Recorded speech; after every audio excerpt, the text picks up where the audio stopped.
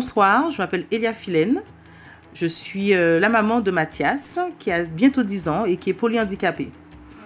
Les choses qui ont été le plus difficiles depuis le confinement, pour Mathias surtout, son quotidien qui a complètement été bouleversé.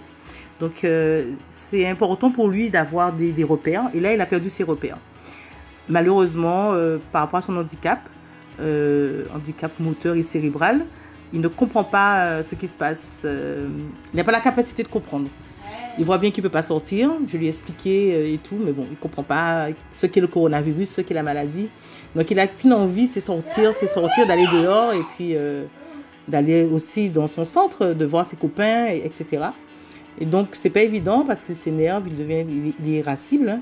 Mais voilà, avec ses sœurs, on essaye d'atténuer les choses, d'atténuer ce sentiment qu'il a d'angoisse. Donc, on joue beaucoup avec lui, on danse, on chante, etc. Pour l'autre partie, une autre chose aussi qui est compliquée, c'est par rapport au kiné, la psychomotricité, etc. Donc, tout a été arrêté comme ça, tout de suite. Donc, il avait 3 séances par semaine. Et voilà, il n'y a plus de séances de kiné. Ce que je peux comprendre aussi, puisque les chauffeurs, les sociétés ne fonctionnent plus. Et voilà, ce sont des publics fragiles hein, chez les cabinets des kinésithérapeutes.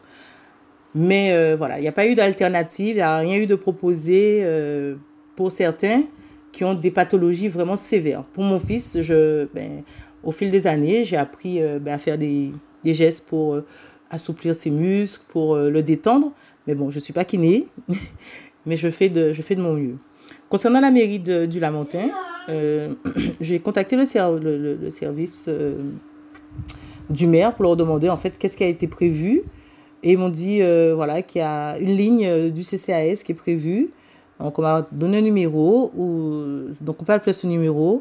Si on fait partie d'une certaines catégories, si on est des personnes âgées ou encore des familles fragilisées par rapport au Covid-19. Mais rien n'est fait pour les personnes handicapées, hein, tout simplement, ou même les personnes qui ne sont pas âgées, qui ne sont pas touchées par le Covid-19. Je n'ai pas vu ce que la mairie du Lamentin a prévu pour eux. Alors peut-être que moi je passe à côté, mais en tout cas, dans ma petite résidence au Cerisier, on s'organise entre voisins pour aller faire les courses pour les personnes qui ne peuvent pas le faire, les personnes âgées, les personnes qui n'ont pas de permis. C'est bien dommage de voir que certaines mairies prennent les devants, prennent des initiatives pour leurs administrés et que dans d'autres communes, les choses sont assez lentes, voire même pas claires en fait, parce qu'on ne comprend pas trop bien ce qui est mis en place.